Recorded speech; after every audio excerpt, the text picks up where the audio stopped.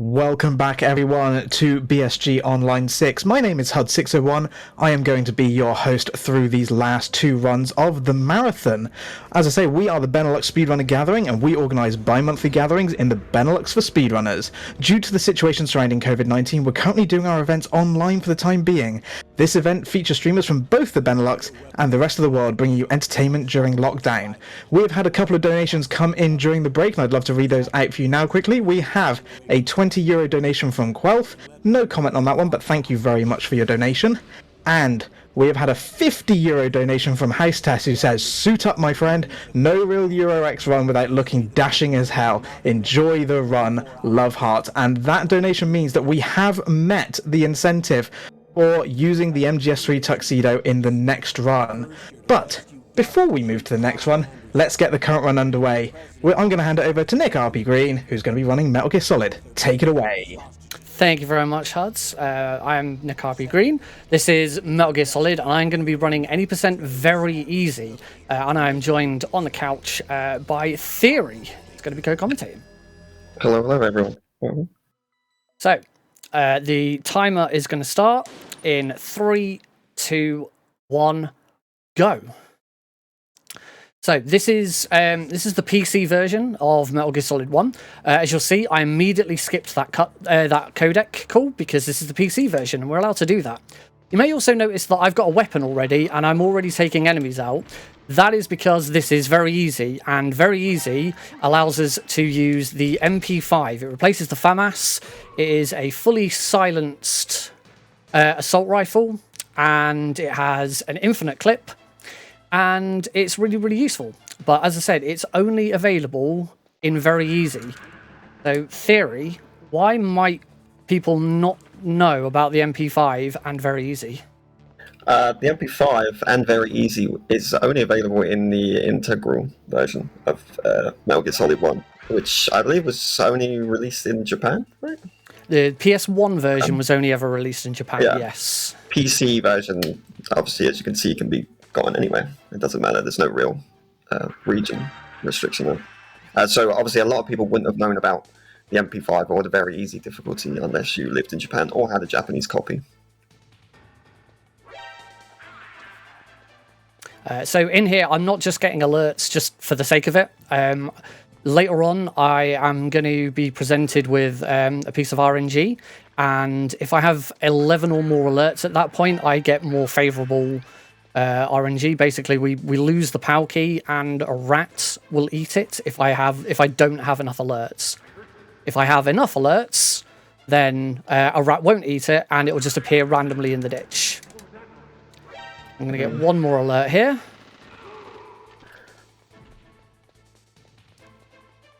And the elevator is going to appear very, very shortly. One thing you may note is when I first encountered that guard, he knocked me to the ground. That was deliberate. It is very important that we take damage either during this section or during the heliport. But taking damage during the heliport is a little riskier. I'm just going to get this guard's attention. Run across in front of him because he can't look down. And up we go to the heliport. Yeah, guards can't see you if they're not on the same plane as Snake. So we just run underneath his vision because he's not level with the same floor that Snake's on. So here comes the heliport. Nick's going to grab this chaff here in the middle, and then he's going to immediately run to the left. Now, we wouldn't usually do this in VE, but just to be safe, Nick's going to grab these extra stun grenades. We would grab them in every other difficulty, because we need a pack of stun grenades for a trick later on. But Nick's going to grab them here just to be safe. Normally, you would just skip past and we would grab the chaff, and Nick would run straight to the vent here. We've got another RNG moment coming up later in the run, and if it fails, then I'm going to need to use another stun grenade, and then if that fails, another stun grenade. So it's a bit safer just to grab some extra stun grenades there. As we go through these vents, there aren't that many things going on, just crawling. As you may or may not know, if you've seen an any percent run of Metal Gear Solid before, then you'll know that one of the first things we do is we skip about 20 minutes of the game. We immediately go into the torture sequence, or at least we go into the capture sequence, we're actually not going to be in the torture chair at all. Usually you'd see this done with us using what's called the vent glitch, where Snake can go out of bounds by crawling up through a vent. But we're not going to do that. Instead, we're going to use the area reloader, which is a tool exclusive to Very Easy. But I'm actually going to use it early. Before I do that, well, sorry, no, I'm going to use it. I'm going to use it here, and this is a trick using the area reloader that I discovered this year called the elevator reload. What I'm going to do is I'm going to go back up to floor 1, and then I'm going to mash F7, which is the function key for the area reloader, and now I'm out of bounds. And now be careful here, because capture is going to happen very, very quickly. Yes, don't blink. Just going to area reload. Eat And the that's going to ketchup. skip.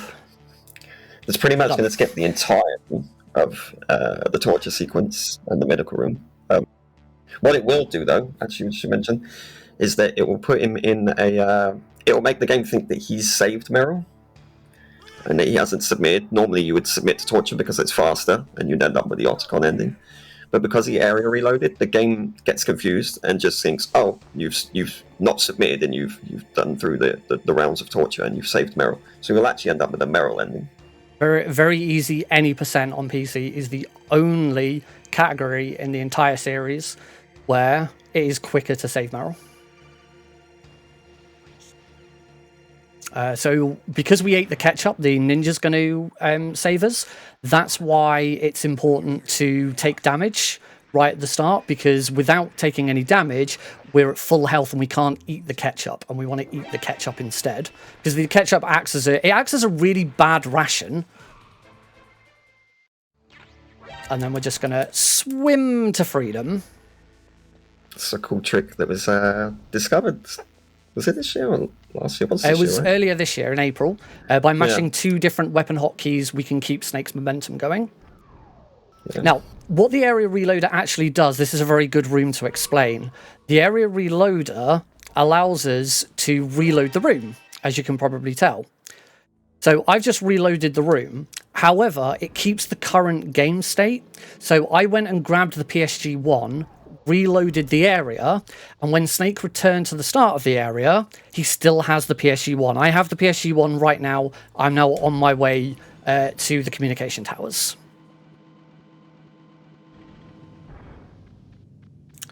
And that's what's special about the area reloader, and we're only allowed to use it in Very Easy. The reason for that is because Very Easy is the only difficulty in the game that doesn't give you an end game score screen. I can use the area reloader here. As soon as Snake's health bar has finished increasing, we can use it to skip the rest of the animation. Now this can be a bit of a tricky room.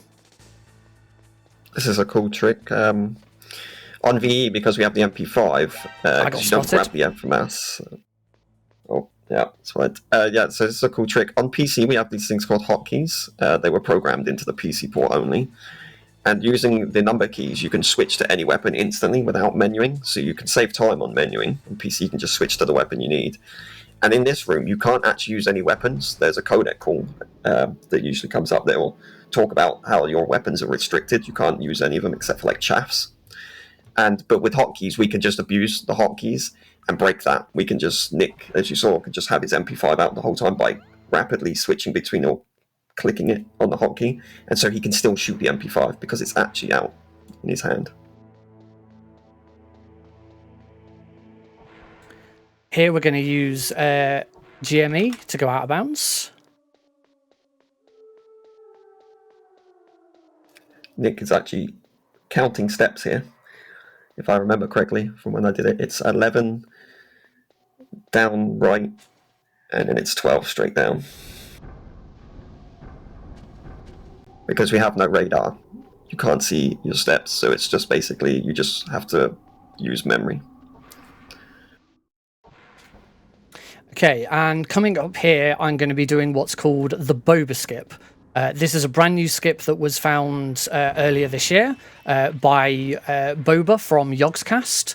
It was her first ever playthrough of Metal Gear Solid 1, and she managed to skip through the door in the communications tower.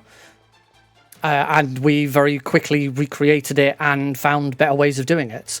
It's done on every category, both PC and console. It's not exclusive to Very Easy at all, but I do have to do it. So let's hope I get it right. And this is why I grabbed the extra stun grenades, because I want to make sure I've got plenty of ammo to do it. So I'm going to go up against this door.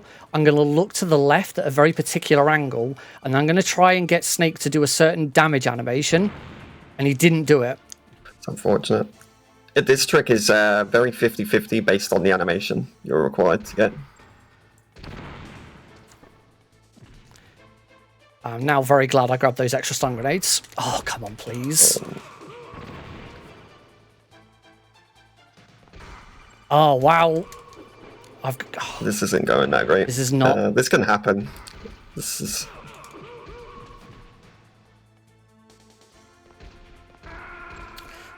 No, unfortunately, at that point, a death was kind of necessary because I've run out of grenades in order to do it. This is being really mean to me. It is a 50-50 chance as to which animation Snake goes with. So to get it wrong so many times in a row is really, really bad luck, particularly during a marathon. Yeah, this trick is there's two animations that Snake can do when he takes damage from cooking a grenade in his hand. One of them is a smaller animation and one of them is a bigger animation. And Nick needs to get the bigger animation because Snake will throw his arms back and they will actually just go through the door, and the trigger on that door is actually closer than it's supposed to, than every other door in the game. So Snake will touch it and you'll phase through. But unfortunately it is a 50-50 because there's no way to manipulate the animation. Oh, come on. Come on. Come on, Boba Skip. Yay! There we go. He got it. I am living the best day ever because I beat the video game. I am living the best day ever because I'm out of the stairwell of shame. That's the song that Boba sang when she managed to do the glitch. We're going to skip the hindy by going out of bounds and going straight to Sniper Wolf 2. Ooh, nice. I got the lines lean. This is another little trick that was found by one of the runners in the community by the names of D-Lone13. He found that if you lean at the right angle and you do it quick enough and you just tap it, you don't fully lean, you just quickly tap it, you can skip the shot that Sniper Wolf does. Normally you would get hit and it saves about, 2 seconds or so? Yeah. Obviously the other thing that happened there is I completely skipped Sniper Wolf. Yeah, and we basically use a combination of GME, which is make Snake invulnerable, and then swim, which is how we moved out of the torture cell so quickly, to completely skip. Oops, sorry, I was not concentrating to go into this room. There we go. So use a combination of GME to make Snake invulnerable, and then swim, or swapping weapons, infinite momentum, to allow Snake to pass through the invisible barrier that prevents him from getting to Sniper Wolf. And as soon as you get to a certain point, Snake's just like, oh, I'm done, finish the fight. I'm going to expertly go around that gun turret. That gun turret is random. I don't know how sometimes I'm able to do that with it. You shouldn't be able to avoid shots like that, but apparently we do. I'm going to use GME again here. So I should probably explain what GME actually is. GME is cancelling the animation of the PSG-1 sniper rifle. So if I crouch, start to equip it, and then equip another weapon, we're now in GME. So because Snake hasn't completed the animation of equipping the PSG-1, the game thinks that he's invulnerable, because Snake is invulnerable during that animation. So because the game hasn't seen the completion of it, it keeps Snake invulnerable. Also, it tricks the game into thinking that Snake is still stood where he was stood when the animation started. And so that's why we can go out of bounds and do some other really weird stuff. That's not exclusive to VE, that's just exclusive to the PC version. Also, in case you hadn't mentioned it, GME just stands for God Mode Exploit. There are 2 phases to it. Now he's going to do Vulcan Raven. This fight is relatively easy. It's he just shoots him here once with the MP5, and then Nick will time his grenades. He will cook the grenade and throw it based on a specific timing that allows him to avoid the iframes that Raven will have after each explosion. And of course, thanks to GME, I'm completely invincible. Yeah, Raven can't do anything. That's Raven. Simple fight. By using the area reloader there, we not only skip the end of that level up animation, we also skip a codec call from Miller, which is really nice. There's a couple of times in an all bosses run of this where you do exactly the same thing. So you skip the level up animation following the Hind D fight, and you then skip a codec call from Otacon, which is really nice. I'll just mention this as well. In terms of movement for this game, Nick is actually feathering his movement a lot. You'll see him like it's almost like Snake's tapping to the side at certain points when he goes in the diagonal direction. That's because it's better to feather the movement using the keyboard, or you can use the D-pad if you switch hands, if you have both hands and switch them over. Most people use a keyboard, arrow keys. And feathering is quicker than just running diagonally. You actually lose time on movement just by running straight diagonal. So we feather the movement at certain sections so that we don't lose as much time or time at all. You wouldn't notice it, but yeah. Here comes the PAL section that Nick spoke about at the beginning of the game in the docks. This is why he had to farm the 11 alerts. It's so that the PAL key spawns in. I'm on 12, so I've got more than enough. 12, yeah. Also, the just can spawn in. Sorry. Just looking at my splits, I just discovered that was the fastest I've ever beaten Raven. Oh, nice. New Raven PB. Yeah. So anyway, as I was about to say, the PAL key, because he has 12 alerts or more than 11 alerts, 10 alerts, the PAL key is no longer being eaten by the rat, and it spawns in one of 7 locations in the ditch. 6 is what we call the God key. It's literally the best position it can be in because it's the closest to the stairs in which you drop off, which you'll see in a minute. 7 being the worst. So we always hope for a God key. 6, no 5, God key. 4. That's not bad. 4 is not bad at all. And again, we can use the area reloader to go back to the ladder without running back, but still having the PAL key. However, you may have noticed that I didn't use the area reloader. Oh, still got the rope. You may have noticed I didn't use the area reloader until the word PAL key had disappeared. For some reason, the game's event flag that says you've picked up the PAL key is only triggered once that text disappears. So if you were to use the area reloader whilst that text is still there, the PAL key is no longer in the ditch, but the game also doesn't recognise that you've got it, and you'd softlock the game. Basically, you'd run all the way back to here, and this door into this room would be locked. You wouldn't be able to get in. Here you'll see another case of Nick shuffling. Usually when you get an alert there, as soon as you run out the door, you'll get like it'll stop Snake's movement, and it'll show like a little mini in-game cutscene of the door shutting. But with the shuffle or swim, we can just skate down the stairs and move past like the trigger that stops Snake. Just saves time. Normally you just get stopped there and have to wait.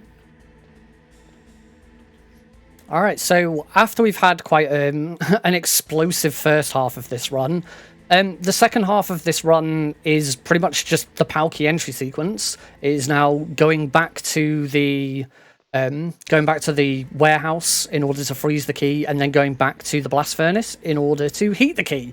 The pacing of this run is very, very strange. It's a mile a minute for the first 15 minutes, and then it just drags out a little bit at the end. The end then gets a little more interesting.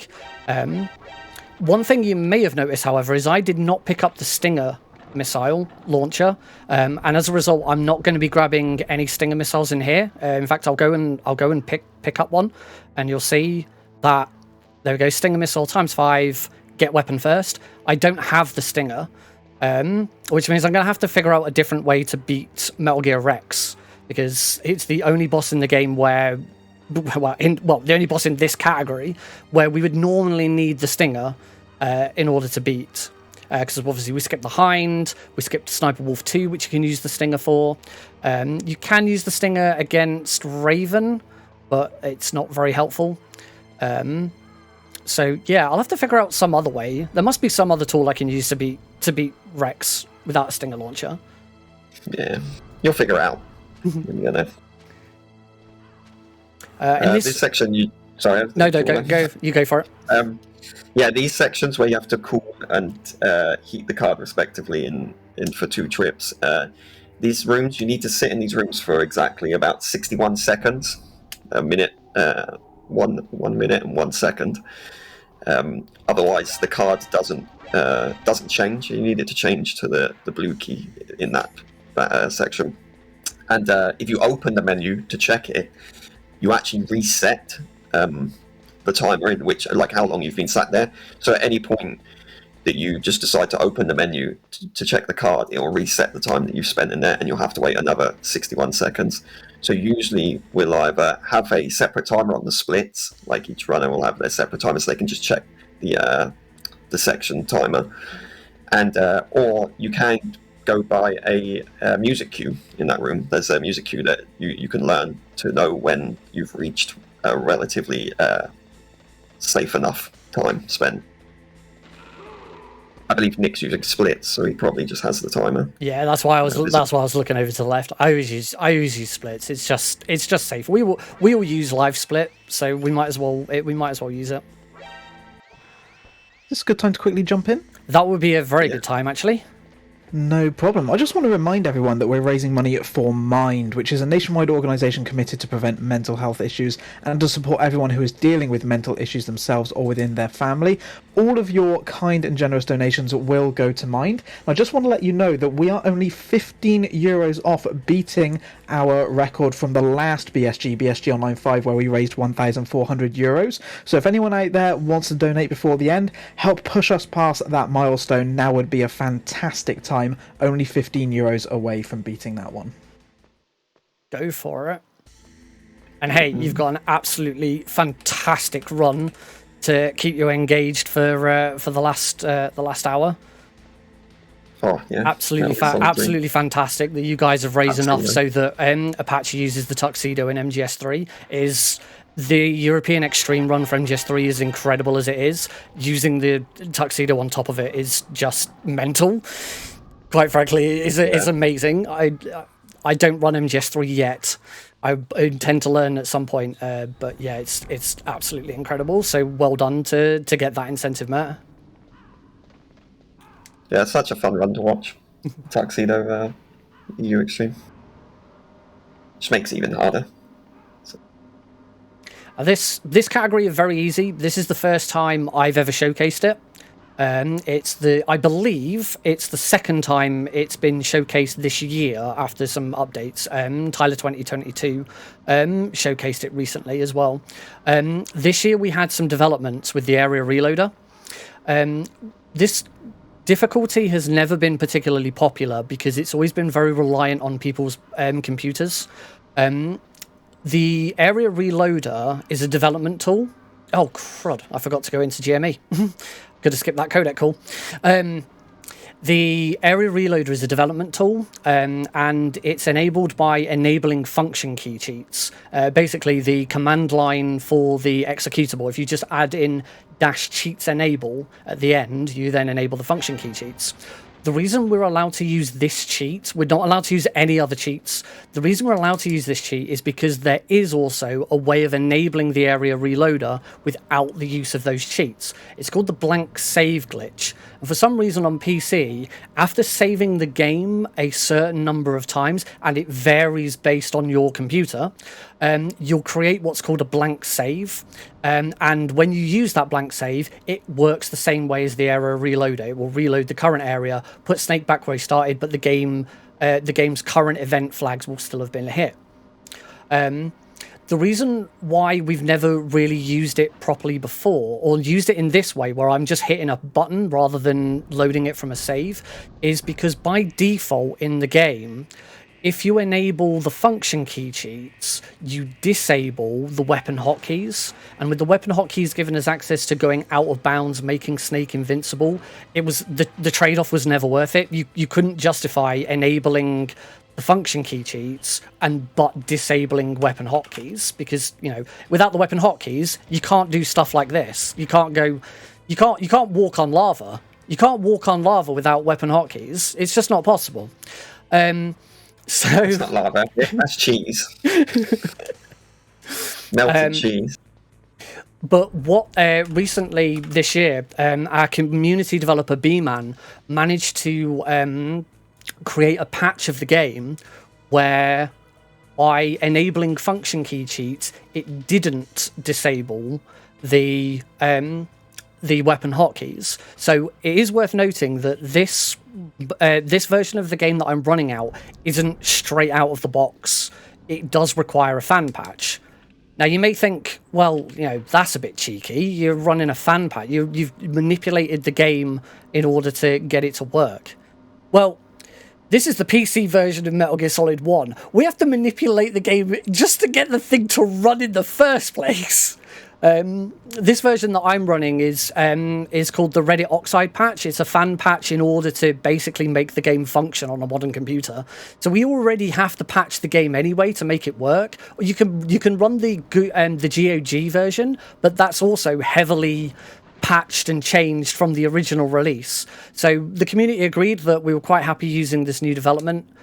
So if you were interested in running this, obviously check out MetalGearSpeedrunners.com, head over to the Metal Gear Solid wiki, but do ask where you can get this special patch from first, because you will need it if you want to be able to use function key cheats and the area reloader at the same time. Yeah, this version of the game, this PC port, was made by about 5 people. You can count the amount of devs on one hand. It's very broken, and they received no help from Konami except for a green light that they could make a PC port. That was it. They got no help, no assets, nothing. They basically had to rip the game from the console version, port it to PC. It's also why the music is so broken and why FMVs are so broken in this game, because they basically didn't have them. They couldn't rip them. They couldn't get them from anywhere. Konami never gave them anything. In fact, I think the music we do, like Nick has said, our community developer for a lot of our stuff, B-Man, did try and has fixed a lot of the music as best as he can. There's only so much you can do. But before he was able to put in the kind of the original tracks so it would sit better in the audio, they were just rips from fan sites. The devs, the port, this literally had to just go to scale old fan sites to rip 30-second clips of the music, so it would just loop. Now we don't have to worry about it looping so much. Not that it's a big deal, but just from an aesthetics point, it's nice to have an audio track that plays the full thing from the beginning. If you want to play this game casually, please play the PlayStation version. Don't play the PC version. If you want to speed run it, PC version's absolutely fantastic, and I would highly encourage anyone to give it a go.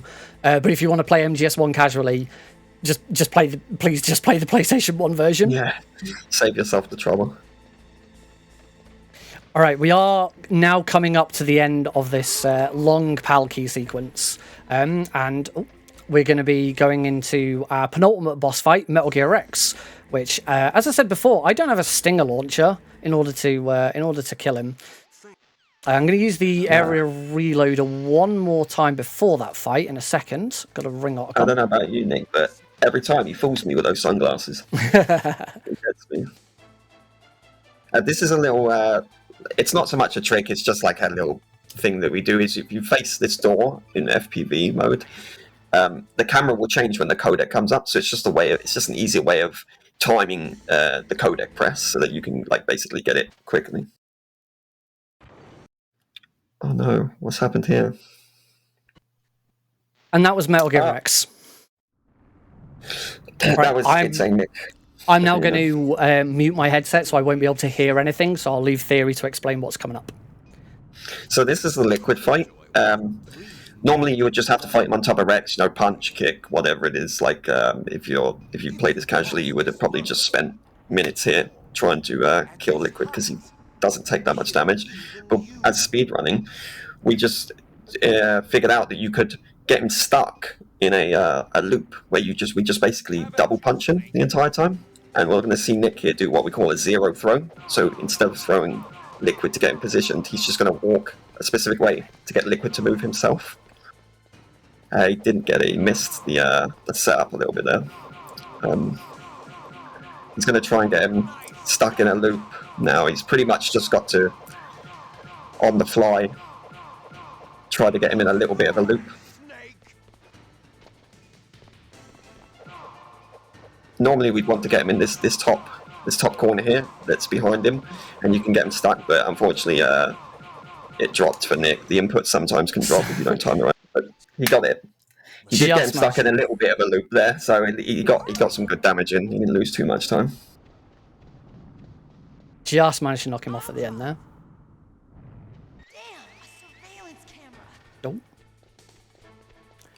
And now we're on to the escape.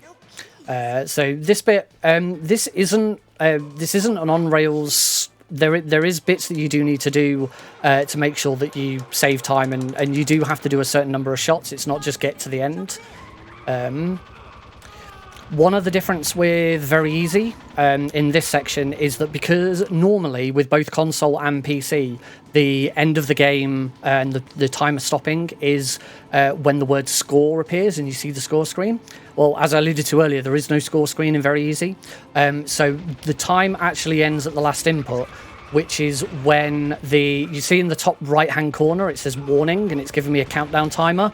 The moment that disappears, that is time. And I will give you a heads up when it's going to disappear.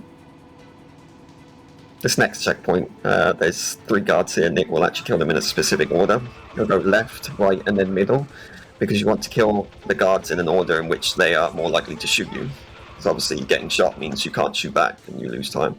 So Nick will kill the left one, then the right one, then the middle one, because the last one is the least likely to hit you. It's completely RNG as to which ones hit you. There was a recent discovery in the console version of this game. It doesn't work in PC, but if you use the second controller, you can control those guards. Yeah, it's very strange. And now Nick is on Liquid. This is the last section. He just needs to hit Liquid a certain amount of times through this entire section. And he's looking to get what we call transition shots as well, which is good. Yep, got it now. Oh, and I got the really nice. Oh, I got it twice. Oh. He's also looking down here as Liquid goes to round the back of him, because it can keep the gun in the same location, so you can just shoot as you saw, and he got both hits. Just really good. Just the one transition shot for that one. Yeah. Liquid's hitbox during this bit is very, very strange. Yeah, this is actually one of the hardest sections of the game. Getting a good escape, you can lose a lot of time here, just because of the hitbox. Okay, and time is now. Right, kind of jumps up on you very quickly. GG's, man. And very good one. And just to kind of prove what I was saying, PC version, we can skip the credits. You can't skip the credits on the console version. You can only skip it on the PC version. And just to show you that we'll get to the end, it'll come up, it'll say Metal Gear Solid, and then it'll go straight to the main menu. And that's Metal Gear Solid Very Easy. This is, as I say, that was, according to my timer, that was a 31:52, which is not a big surprise considering Boba Skip went really, really badly. I got some really bad RNG on that. But this run is doable in under 30 minutes now, thanks to the all of the new tricks that we've got for Very Easy, as well as the Boba Skip. So yeah, that's me. Well, thank you very much for that incredible run of Metal Gear Solid there, Nick. We did have one final donation come in during that run from Metal Glenn Solid, who donates €5, says, I heard there was some stealth going. Wait, why is there an assault rifle? This is crazy. Where'd that Metal Gear go? Wait, there's a tuxedo snake soon too? looking good, but will we like those sunglasses? Thank you very much for your donation, and once again, thank you very much, Nick, for that run. Stick around, everyone. We have our final run of the marathon coming up next. Apache Smash is here with Metal Gear Solid 3 Snake Eater. Don't go anywhere.